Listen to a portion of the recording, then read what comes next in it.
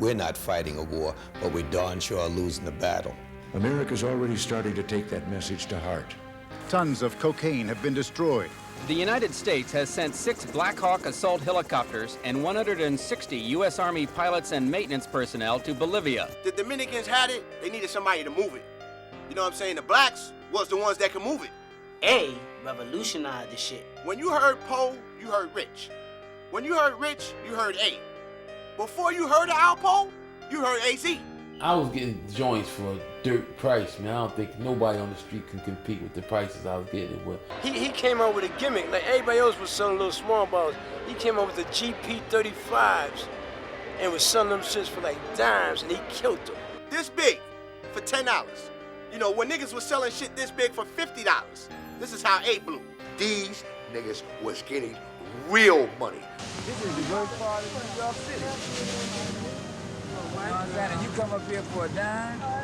You know, everybody in the city knew about the jukebox. I mean, people started seeing the lines, and I mean, it was ridiculous, man. I mean, that's why you had to bottle up everything at one time, because you never knew when the crowd was gonna be there, you know. And I mean, it was ridiculous, man. I mean, you know, we used to have to tell people, y'all stand on the other side. I mean, that's how much that joint was moving. And I mean, if you think about it, we was giving them close to a half a gram for $10. We learn that a prominent athlete has died because he took cocaine. You couldn't go buy this from nobody else. You couldn't go buy the material that they had. They had it really fucking good, man. When Poe went over there and got that money with them West Side niggas, Got introduced to AZ, this big player, young kid in the game. the nigga just totally just took charge of shit, man. You know what I mean? A didn't have to tell him what to do and how to move. He knew how to move, you know what I mean? The nigga was a wolf. He was kind of aggressive, you understand what I'm saying? I guess A took a liking to that, and, you know, he immediately put him down. I believe Alpo wanted it more than the other cats that was around me. He wanted to see how far he could take that shit. Like, he was more like, I want this shit, man. I love this shit, man. He was destined to be rich, man. AZ used to test me sometimes. You know, he used to give me a certain amount of bricks and tell me to go bottle them up. You know, he didn't play that. You know what I'm saying? Like, A didn't play that, man. You know.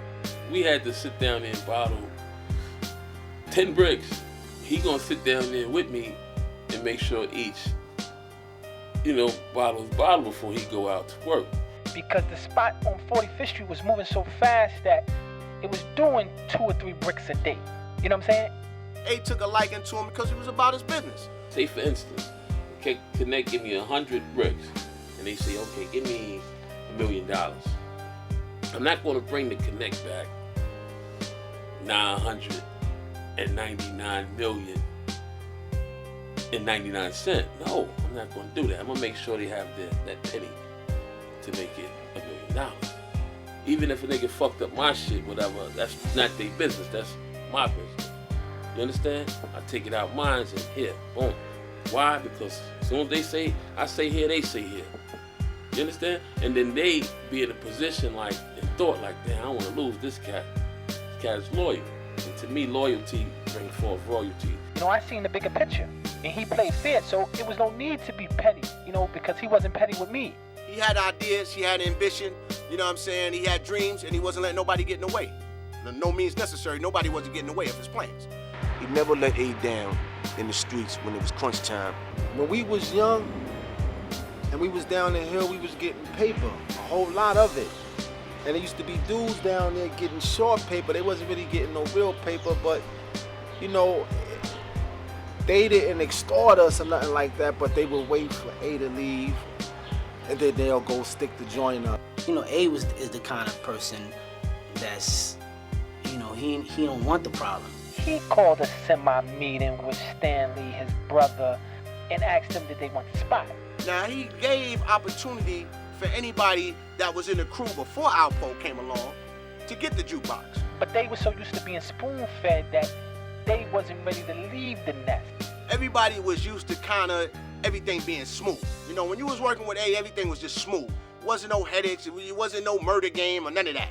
So when it came to me, I was like, hell yeah. I went in there with a broom and swept up all the bullshit, and it became what it needed to be. Now I got me a gold mine, because I still seen the gold mine in it. And I was willing to protect it at any means necessary. And if that meant taking somebody's life or killing somebody because they trying to take something that's mine, then so be it. And one day, you know, within 6 months, nigga just blew up. I know Alpo blew off the jukebox. That really put Alpo in the game. 2:30 this morning when police in the Bronx were called to the Sagamore Apartments at 167th Street and the Grand Concourse. I fell back after I got shot in 87. The caller said a man was shot on the 3rd floor. When the cops got there, the door to apartment 3B was open. I'm falling back because, you know, police is on me now. They, fuck is this dude? Everybody talking about. My name was low before when I got shot. With so many motherfuckers at the hospital, it brought forth, yo, who the fuck is this? We do believe that it had something to do with the narcotics. The game is so deep that it goes into people's families, that people's families are hurting one another just to get what they can get. It's that ugly. The person that set that situation up was A's sister's boyfriend. The victims told police about of the Bronx. While the cops tracked him down in Pennsylvania, he surrendered on Monday, and they brought him back to our town today. I remember when this kid first came home. You know, I remember A buying him a car, you know, giving him some money, putting some money in his pocket. For what? For money? For money that you could have got from him? But you jeopardized somebody else's life for this? And you a family member? You got to understand that, you know, getting shot, you know, 5, 6, 7 times, you know, seeing your life flash in front of your face, amount of money don't mean shit. You know, money don't mean nothing no more. You just want to live. I felt like if I just stay away from it all, man. And it got to the point, you know, where A was just falling back. Cash wasn't trying to hear me, man. Like when I told him, like, them niggas know everything, man. Who's who, what's what. Niggas like, yeah, whatever, man. We gonna still keep getting this money. Rich ain't shot. Poe ain't shot. You know, these niggas is still wanting to go hard. You understand what I'm saying? So I figure at that point on, when A kind of stepped back, you know, Poe and Rich stepped up. Me and my man Rich relationship became real strong. You know, it's like we became brothers. Rich and Al were the two of the flyest niggas in Harlem. I mean, they were the originators of that, you know, you buy a car, I gotta buy the gear, I gotta buy the jewelry to match the car. See, them niggas had matching jewelry that matched their cars. Niggas wasn't up on that. Niggas was like Batman and Robin. When you seen one, you seen the other. You know, these niggas started copying cars together. We was like the first young dudes in Harlem to bust out with the convertible BMs. You know what I'm saying? Niggas had the American dream. Whatever you thought you saw in a magazine, that shit went down 7th Avenue. That's why everybody used to come out on the streets and just watch. And everybody drove sitting up straight. He bought the leaning way back in the seat all crazy. He had the 350Z when he came to the Avenue on that shit, young boy. With the T-top, with the beebs on it. He had a bucket hat on. He had his son with him. Now you still see niggas, man, when they drive their cars, the seat is all the way back. Rich and Poe started that shit. They was young boys coming out, getting paid. I mean, getting paid. A lot of people were making money, but Alpo really stuck out. He had the best of both worlds. Negro stuck out from anybody. He had the looks, he had the charm, he had the money. I was so scared because it was so much money. There was one time we were there watching a movie and he came in with like bags, like black bags of money. And the shit was filled to the top with money. Dumped it on the floor and asked me and his sister to separate all the 5s, the 10s, and the 20s. And I'm like, I'm not sitting here separating all that money. My cousin got into the drugs and they couldn't keep up with Alpo. And getting keys? Oh my God. We were delivering those like the mailman deliver mail. He would come on a motorcycle and he would like, you know, what's up? You got that for me? And my cousin's like, shh, yeah, I got it. And he's like, man, here, man. And he give him 15,000. Here you go. Here's 15,000. Where is it?